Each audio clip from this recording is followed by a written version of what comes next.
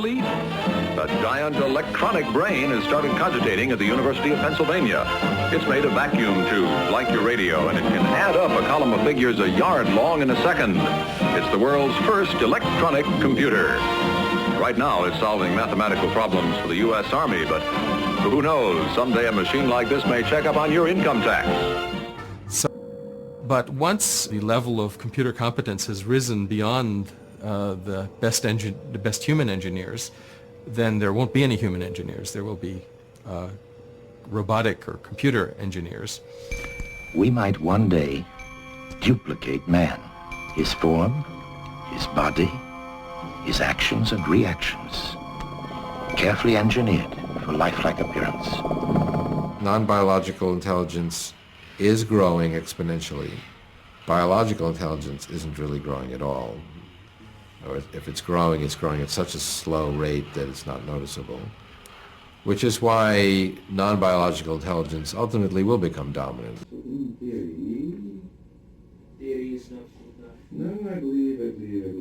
So the difference between biological and artificial intelligence can be summed up in one word: life. At least that's what Dr. White believes. It is indeed hard to imagine that one day digital machines created by us will have a consciousness. Ultimately, it literally gets confused until ultimately it falls over onto its butt. There you go. But then, why do we think of ourselves as such unique and sacred mechanisms?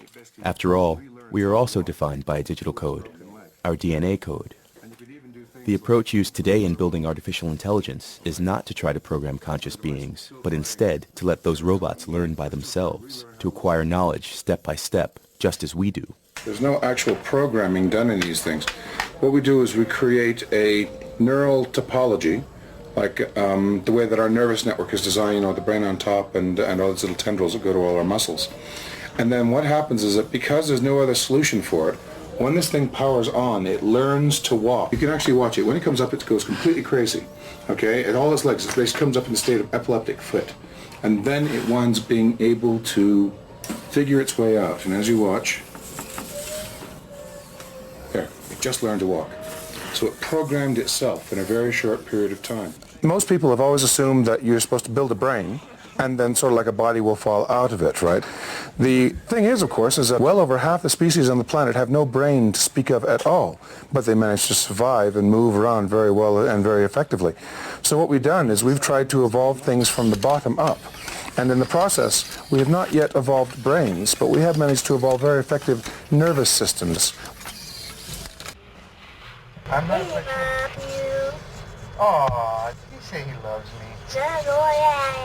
I love you too.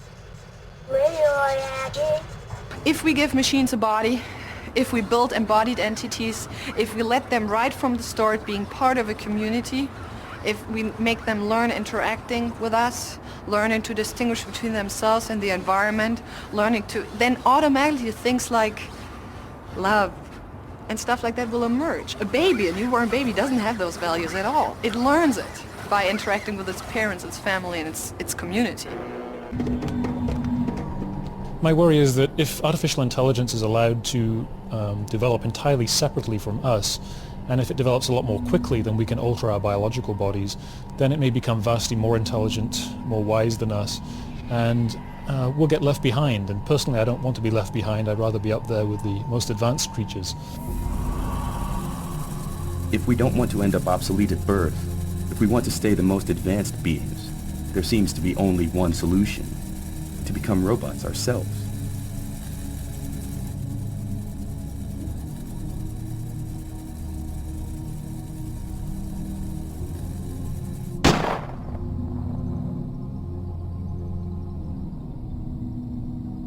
Whether we like it or not, we're becoming cyborgs. We're becoming transhumans.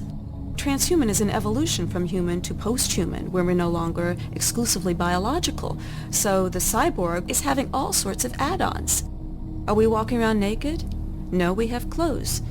We have eyeglasses. We have earplugs. Now these are very, very basic, early add-ons to our biology. We're also having much more innumerable add-ons, prosthetic parts, inorganic hearts. We will see much more advanced prosthetics in the years to come. Eventually we'll have entirely prosthetic bodies. human as a design is a wonderful design, but humans as a design have some faults. One fault is we were not designed for the modern age. The industrial age has equipment moving faster than we are, and equipment that's very large that crushes us. So we were designed with an endoskeleton, meaning our bones are on the inside, with our soft tissue on the outside. The world would be better for us now if we had our bones on the outside like an exoskeleton. So we were like a beetle. Post-human, I think, will be post-biological. By that I mean that it'll be a gradual process. There won't be any sudden transition to a different form. I think we'll gradually integrate more and more technology into our bodies. We'll be replacing our organs with more efficient organs. We'll gradually replace this neural tissue because it dies off after a while. It's easily subjected to chemical damage. So eventually I think we'll replace our brain cells with essentially computerized parts. It'll be much more efficient, much more powerful. In this future, people will be young, beautiful. They won't suffer from illnesses and diseases. He said the goal is to transform humans to godlike humans, and that you're looking forward to that transformation. Over the past few decades, tremendous advancements have been made in the field of neuroscience, from mapping the human brain to creating devices that can capture digital images of our thoughts. But what if we could upload a digital copy of our memories and consciousness to a point that human beings could actually achieve a sort of digital immortality? This idea has inspired many science fiction movies, including the upcoming film Transcendence, where one man's mind is uploaded into a supercomputer which possesses the collective knowledge of all of humanity. While the film is fiction, the concept behind it is very real. It's also the subject of a new book called Future of the Mind, which is currently #1 on the New York Times bestseller list. The author is renowned theoretical physicist Michio Kaku. Earlier today, Breaking the Set producer Manuel Rapolo caught up with Dr. Kaku and first asked him how far we really are from achieving a digital upload of consciousness.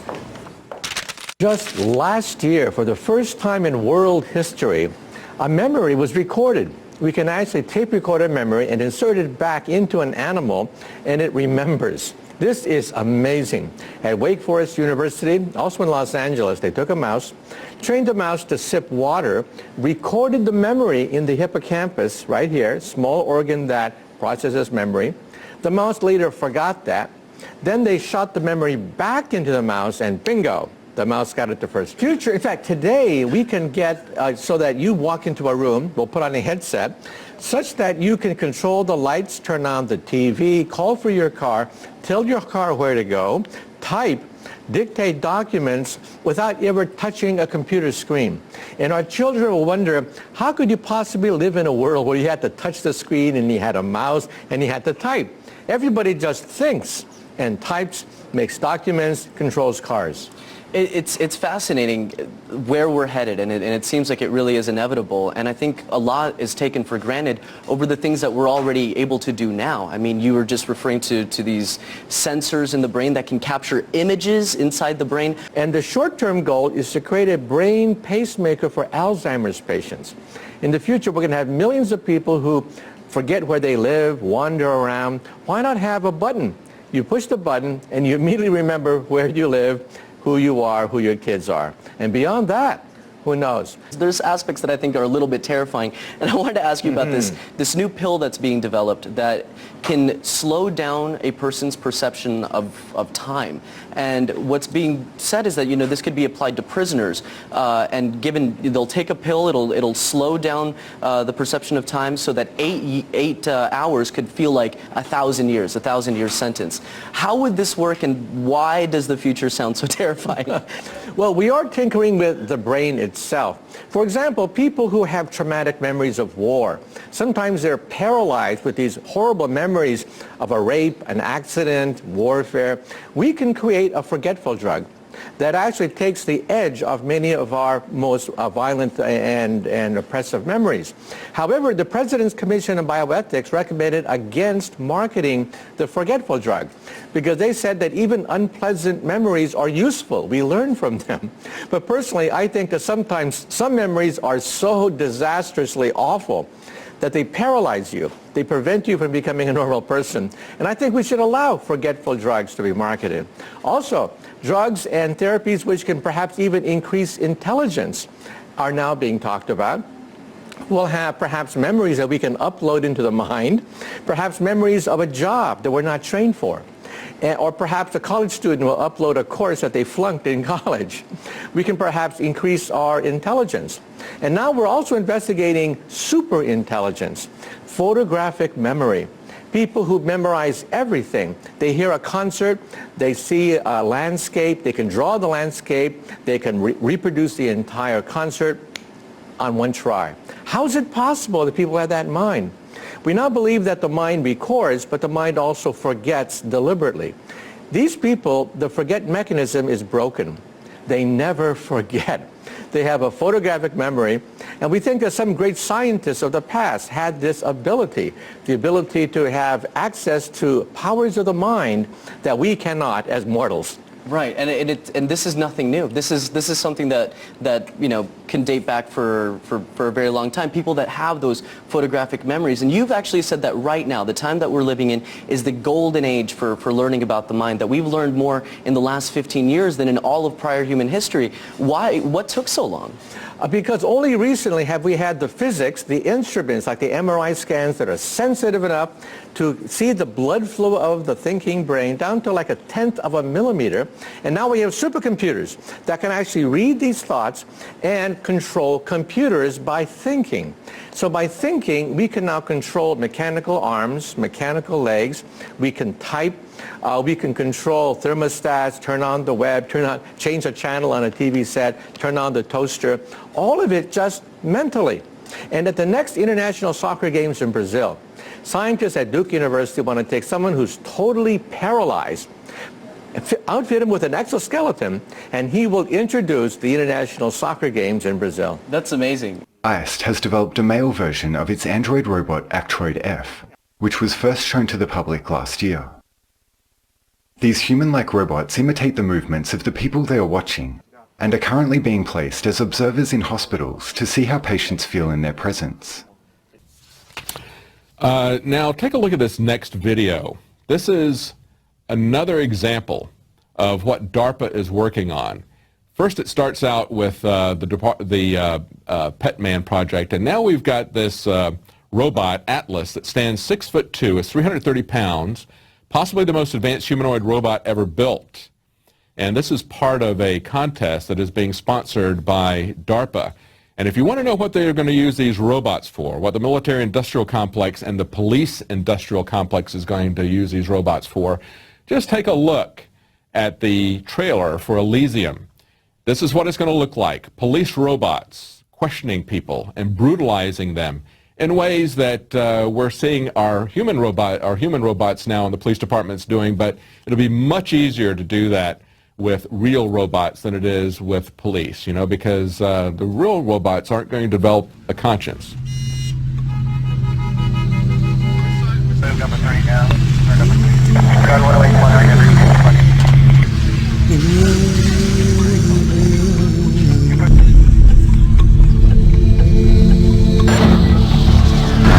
It gives me a lot of information regarding what's going on there because it provides real-time video feed, and I don't have to put an officer right in front of the place, so it's quite an advantage having it.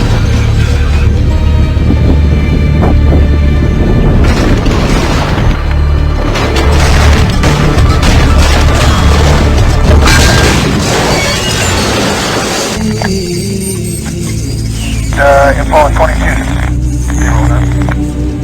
Hold on, 70, 01. A really skilled sniper or somebody who's trained a lot can almost match that.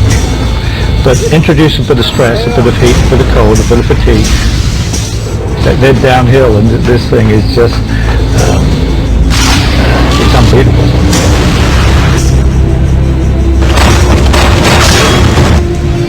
Primary on here for the Doge airport on the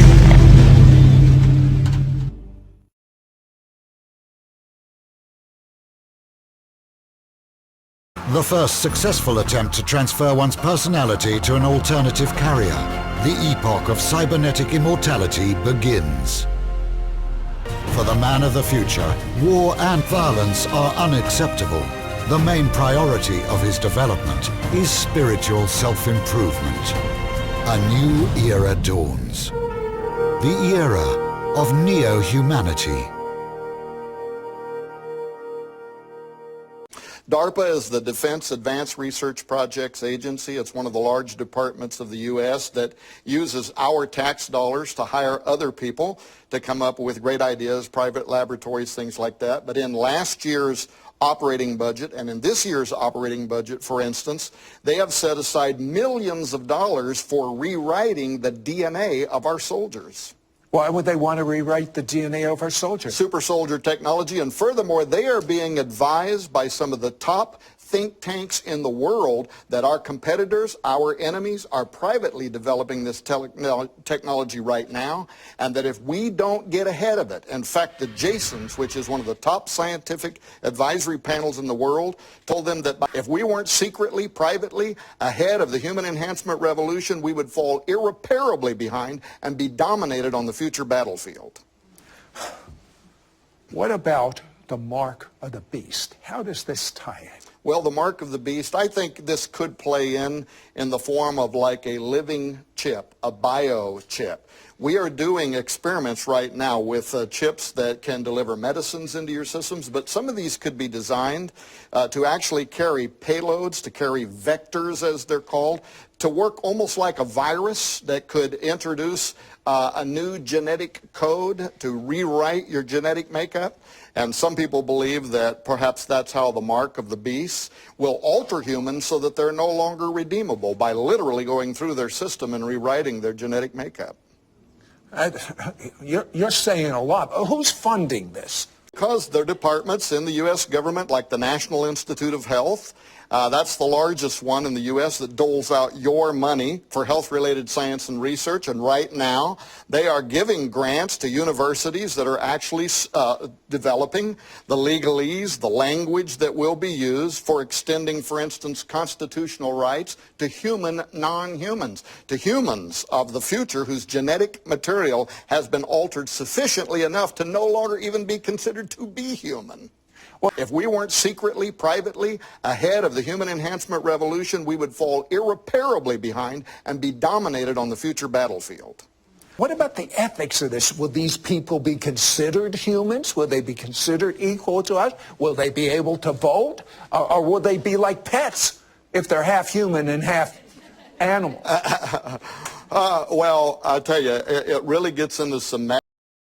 You know, when I became president in January of 1993, back in the dark ages, the average cell phone weighed 5 pounds. And there were 50 sites on the entire World Wide Web. 50. There have been more added than that since I've been talking. God made man in his own image.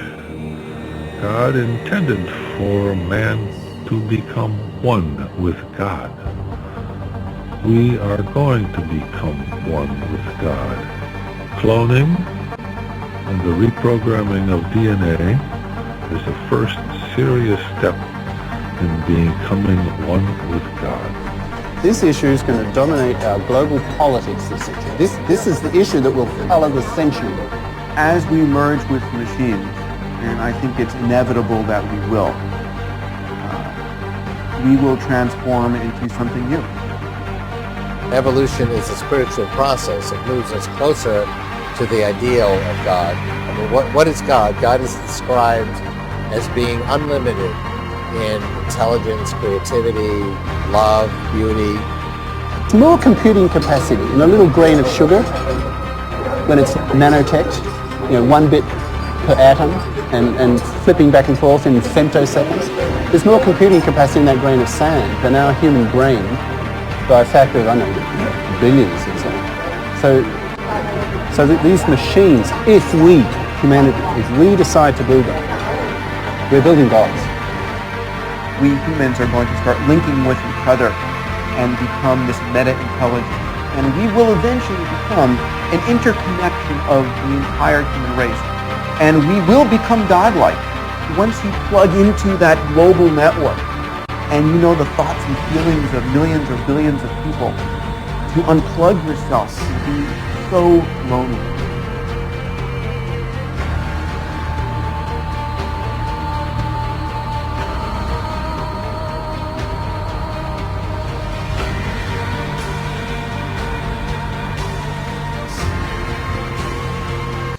At this moment in our civilization, we can create cybernetic individuals who, in just a few short years, will be completely indistinguishable from us.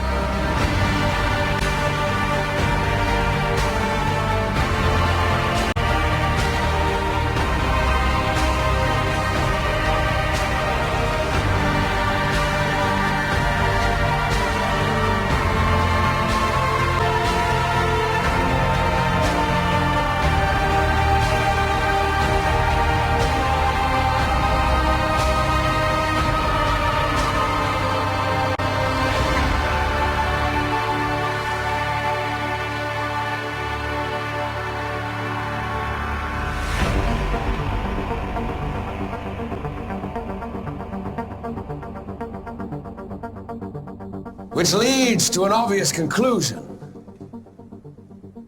We are the gods now.